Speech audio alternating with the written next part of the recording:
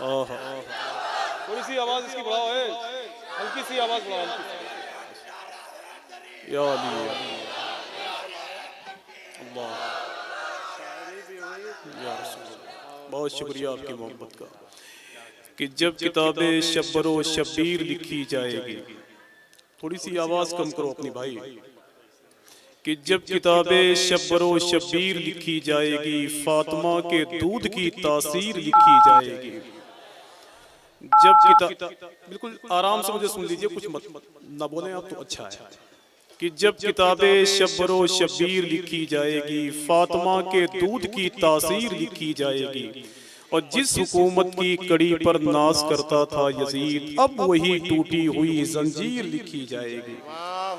कि जिस हुकूमत की कड़ी पर नाज करता था यजीद, अब वही टूटी हुई जंजीर लिखी जाएगी। सना खान रसूल मोहतरम ज़ैनुल आबदीन साहब ने बड़ा फोर्स किया है करबला के हवाले से। एक शेर पढ़ता हूं, देखें आप, कि जब किताबें शब्बरो शब्बीर लिखी जाएगी, फातिमा के दूध की तासीर लिखी जाएगी, और जिस हुकूमत की कड़ी पर नाज करता था यजीद, अब वही टूटी हुई जंजीर लिखी जाएगी। और बेज़बानी में अली असगर ने बाबा से कहा, आज तारीख़े शिकस्ते तीर लिखी जाएगी। बेज़बानी में अली असगर ने बाबा से कहा, आज तारीख़े शिकस्ते तीर लिखी जाएगी, आज तारीख़े शिकस्ते तीर लिखी जाएगी।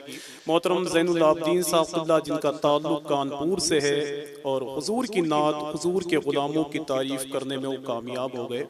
यार मैं तो कभी कभी सोचता हूँ कि मैंने बुस्तान के बड़े बड़े उलमा की दरसगाहें तो नहीं देखी है मैंने, और शिराज के वलियों की बारगाहें नहीं देखी, लेकिन कभी कभी हुजूर सैयद अमीनुल कादरी साहब को देखने के बाद ये महसूस होता है कि ज़रूर इनका ताल्लुक़ उन्हीं बारगाहों से रहा होगा।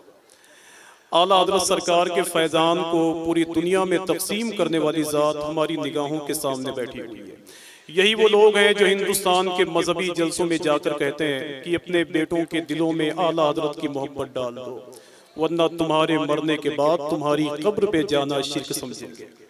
यही वो अज़ीमुश्शान ज़ाते नूर है जिसने हिंदुस्तान की महफिलों में जाकर ये भी कहा है कि डंडा किसी भी खानका का हो, उसमें झंडा बरेली शरीफ का होगा। आला हज़रत सरकार की बारगाह नूर की मकबूल और ताबिंदा ज़ाते नूर आपके दरमियान बैठी हुई है। यही वो शख्सियत है जिसने, अल्लाह का शुक्र है कि जिसके बारे में हुजूर मुफक्किर इस्लाम अल्लामा कमरुज़्ज़मा आज़मी ने इरशाद फरमाया था कि अब मुझे इंग्लैंड से हिंदुस्तान आने की जरूरत नहीं। लोगों ने पूछा हुजूर क्यों? कहा उस काम को करने के लिए सैयद अमीनुल कादरी साहब मैदान में आ चुके हैं, वो जात यहाँ बैठी हुई है। अल्लाह का शुक्र है कि जिनके कदमों से उड़ने वाले गर्दो गुबार को हासिल करने के लिए पूरे हिंदुस्तान में लोग अपनी पलकों को बिछा के बैठे हुए हैं।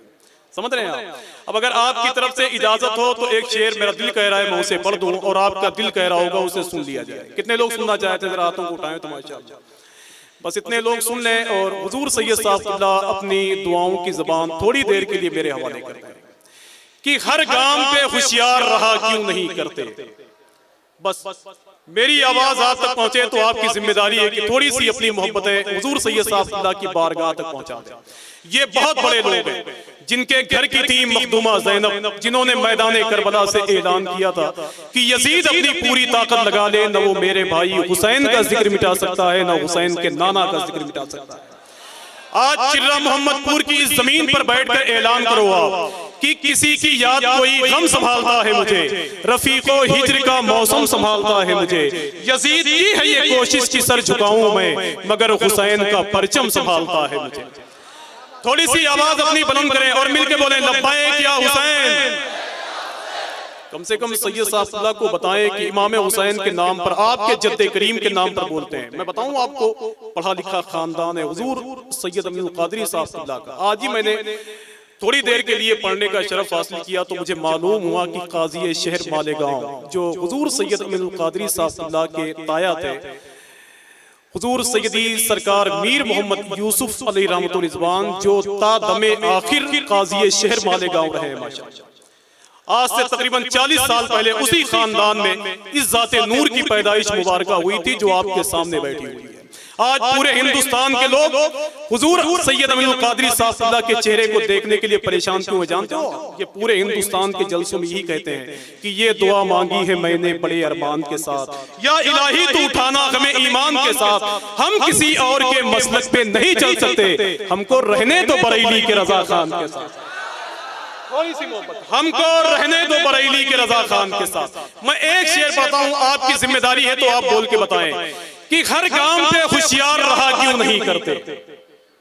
आप तो इतने खामोश हो गए जैसे है ही नहीं यहाँ कि हर काम पे होशियार रहा क्यों नहीं करते। मैं जानता हूं कि आप चाहते हो कि बहुत जल्दी हजरत को आपके हवाले करूं, है ना, लेकिन पहले मेरी आवाज पर बोलिए फिर हजरत बोलेंगे इंशाअल्लाह कि हर काम पे होशियार रहा क्यों नहीं करते, हम महसूस जमाने की हवा क्यों नहीं करते। और एक आखिरी शेर जिसको मैंने हुजूर सरकार ताजुश शरिया के दामाद हुजूर मुफ्ती शोएब अलैहि रहमतुल रिजवान के चहल्लुम में इस शेर को मैंने पढ़ा था, तो हुजूर ताजुश शरिया ने इरशाद फरमाया था ऐसे शेर पढ़ने की जरूरत है। बस वही आखिरी शेर पढ़ के यहीं बैठ जाऊंगा और हुजूर सैयद साहब आपके दरमियान आ जाएंगे इंशाअल्लाह कि हर काम पे होशियार रहा क्यों नहीं करते, हम महसूस जमाने की हवा क्यों नहीं करते, औलाद पैगंबर की सना करते हो लेकिन असहाब मोहम्मद की सना क्यों नहीं करते, असहाब मोहम्मद की सना क्यों नहीं करते, औलाद पैगंबर की सना करते हो लेकिन असहाब मोहम्मद की सना क्यों नहीं करते, और गुस्ताख नबी है कि वफादार नबी है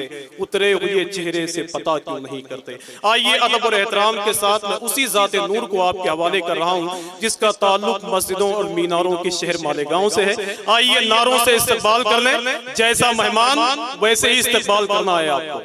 नाराए तकबीर, नाराए रिसालत, नाराए रिसालत, मुहाफिज़ीने मसलके आला हज़रत उर्से मुक़द्दस हज़रत अल्लामा सैयद अमीनुल कादरी साहब क़िबला, नाराए तकबीर, नाराए रिसालत। नबी की आल से उल्फत नहीं तो मर जाओ, तुम्हारा मरना ही बेहतर है ऐसे जीने से।